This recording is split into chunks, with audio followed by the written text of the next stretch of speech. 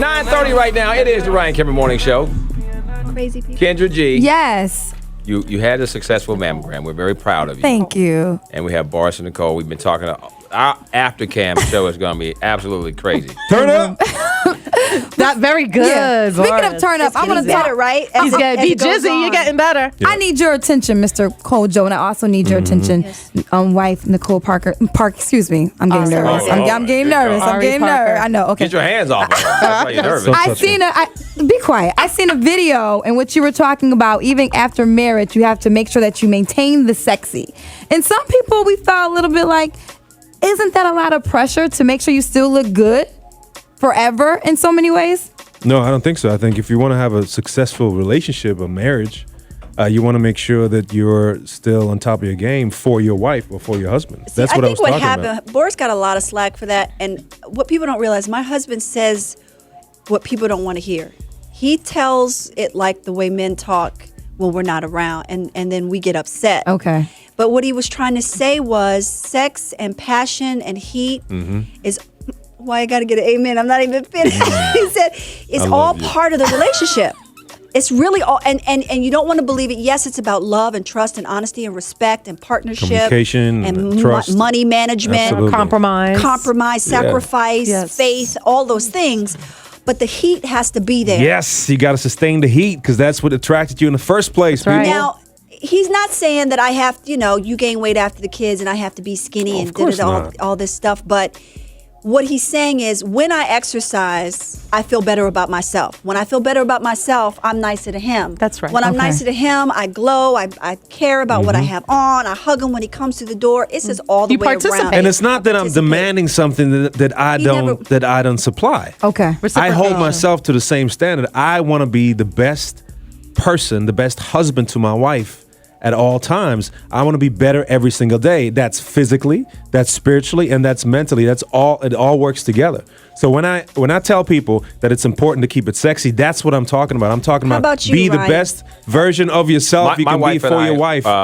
We started out at one trainer, and then we all work out together. Now my whole entire family's involved. There you go. Wow. So my mom, who was on every type of medicine, cholesterol, heart, we all go to the same trainer, which is a very popular bodybuilder who's a woman.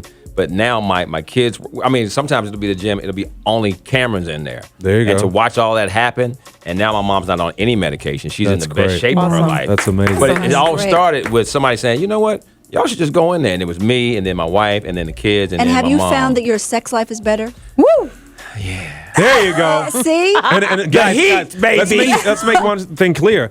It's not about going to the gym. It's about adapting a healthy lifestyle. And that means just being active. But also together. the connection of being in there together. Like you said, you see that. But I want to ask you guys about, you have kids and people only see a certain side of you. How do y'all handle disagreements around your kids? Do you tell them to go and let mommy and daddy have a moment?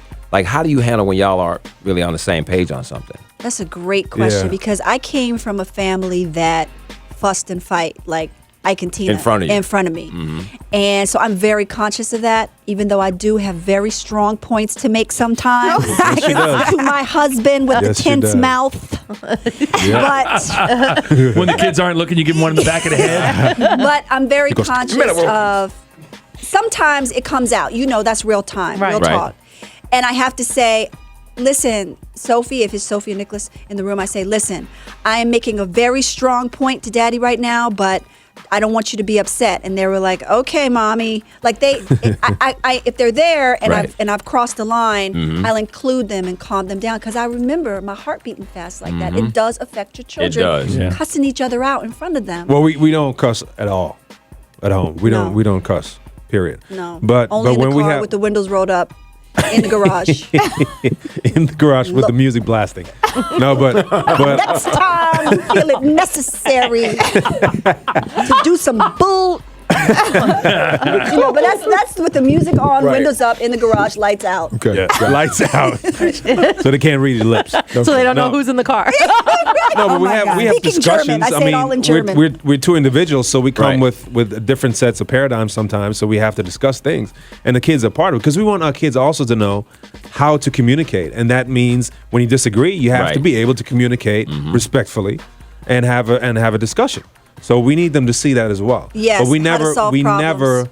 never. First of all, we teach our kids respect, and we teach our kids communication skills, consideration, and love for each other. So when we talk to each other in front of the kids, there's always respect and love. I don't care how much we disagree. Yeah, that's true. We always respect. Nicholas and always love says each something other. like, somebody's a little frustrated right now. He's all of 6. We got more when we come back, man. Friday Song 2 is B103.